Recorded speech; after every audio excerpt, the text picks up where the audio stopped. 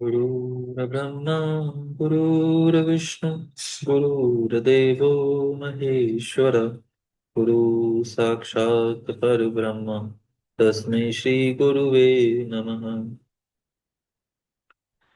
त्वमेव माता च पिता त्वमेव त्वमेव बन्धु च सखा त्वमेव त्वमेव विद्या द्रविणं त्वमेव त्वमेव सर्वं मम देव देव।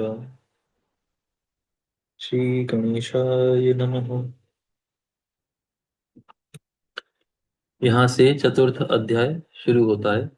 इस अध्याय में माता अनुसुईया के पातिव्रत के प्रभाव से गंगा जी का प्राकट्य तथा अत्रीश्वर महात्म्य का वर्णन इस अध्याय में किया गया है। श्री सूत जी बोले, हे महर्षियों, किसी समय जब ब्रह्मवेत्ताओं में श्रेष्ठ ऋषिवर अत्रि समाधि से जागे, तब उन्होंने अपनी प्रिया पत्नी से कहा कि जल दो। वे साध्वी भी मैं जल अवश्य ही लाऊंगी ऐसा निश्चय कर कमंडलू लेकर वन की ओर चल पड़ी और विचार करने लगी कि मैं जल कहाँ से लाऊं, मैं क्या करूं, कहाँ जाऊं और कहाँ से जल लाऊं।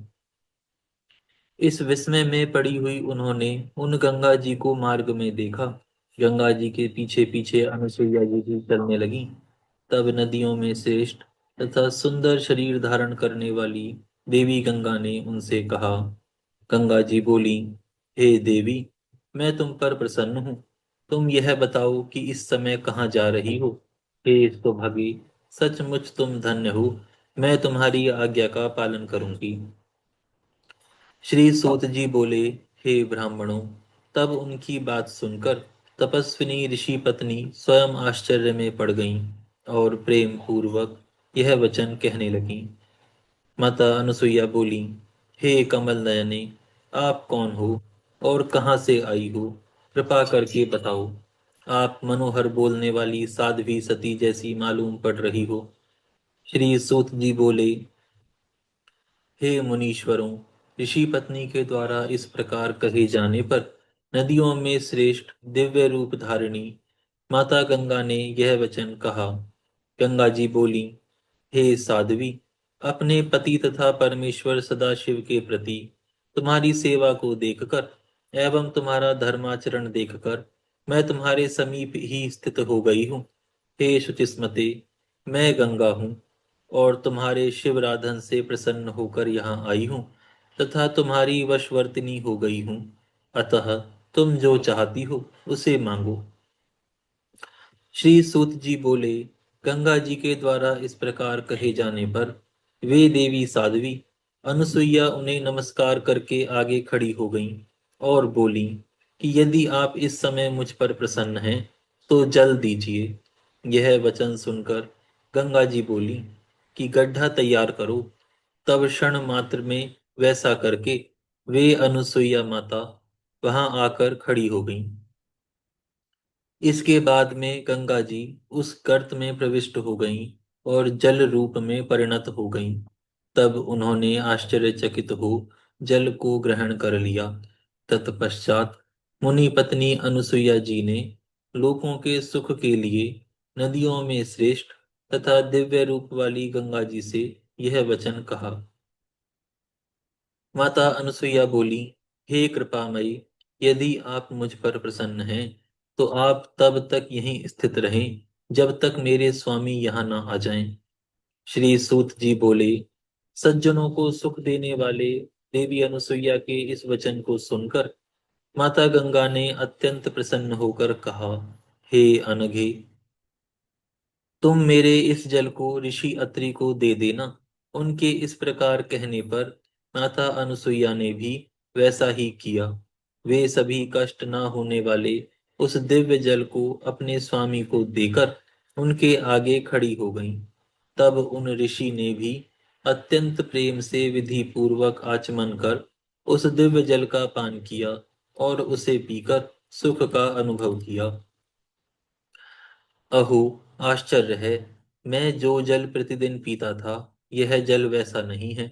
ऐसा विचार कर उन्होंने वन में चारों ओर अपनी दृष्टि दौड़ाई तब सूखे वृक्षों तथा उससे भी अधिक सूखी हुई दिशाओं को देखकर ऋषि श्रेष्ठ ने उनसे कहा कि क्या फिर वर्षा नहीं हुई।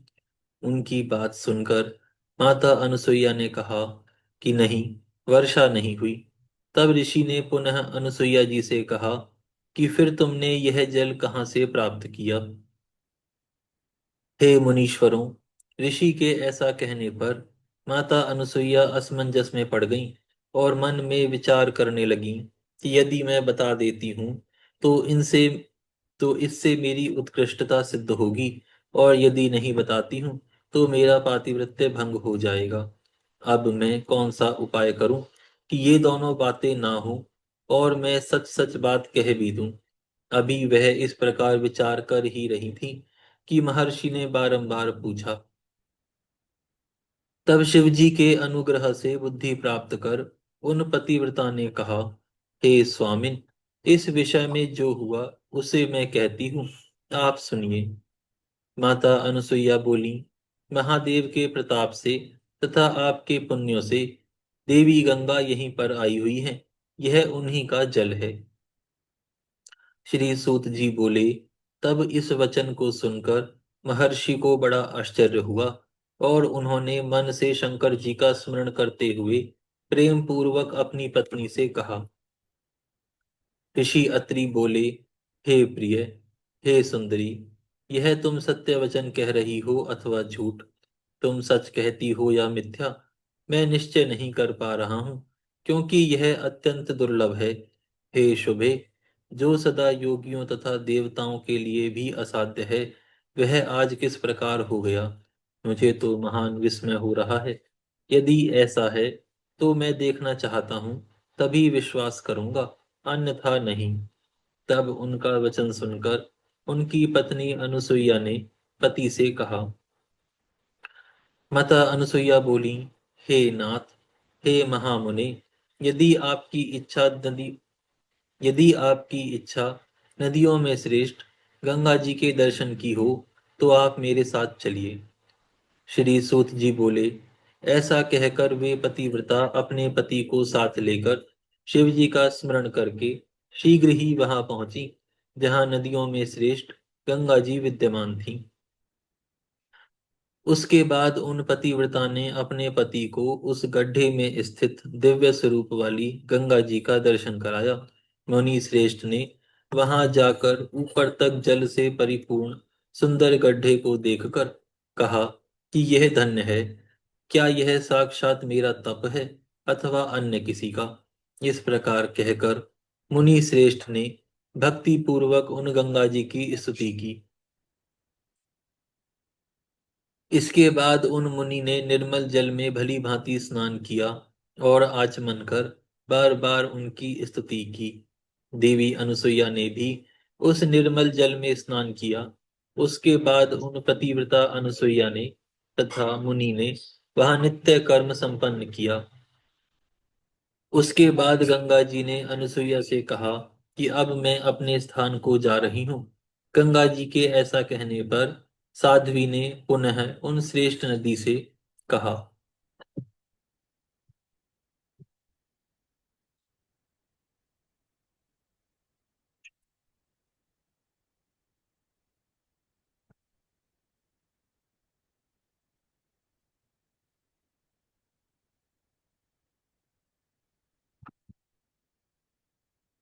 माता अनुसुईया बोली, हे देवेशी, यदि आप प्रसन्न हैं और मुझ पर आपकी कृपा है तो हे देवी, इस तपोवन में आप स्थिर होकर निवास करें, क्योंकि बड़े लोगों का ऐसा स्वभाव होता है कि वे एक बार किसी को स्वीकार करके उसे कभी छोड़ते नहीं हैं।